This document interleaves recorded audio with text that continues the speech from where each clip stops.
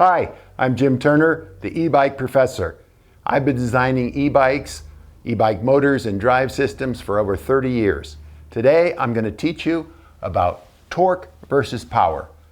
There's a lot of confusion in industry about torque and power. I hear people saying this bike has more torque, it's more powerful, but that's not true. There are fundamentally different units and different phenomena. So I wanted to take a little basic bicycle thing here. You got a crank arm and your sprocket here, and then you have a force coming in, a force, okay? So that's your pedal force. You know, you put your weight on there, you have a force, and then you have a length here, your distance. Okay, so force times distance equals torque. And this, if this force was in newtons, and this was in meters, you can see how you get Newton meters here.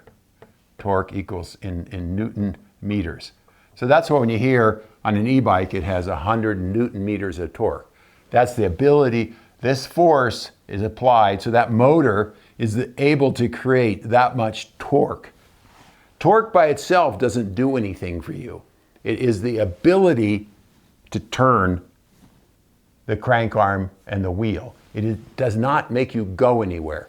So in order to have power, you have to have torque times speed, rotational speed. So as you start to go around, then you have power. So you can see if you're on a hill and you have a lot of torque, that will get you going, and as soon as you start to move, you're using the power. So the torque helps you get going on a hill. It is the power that determines the speed you will climb the hill. Very different terms and shouldn't be confused.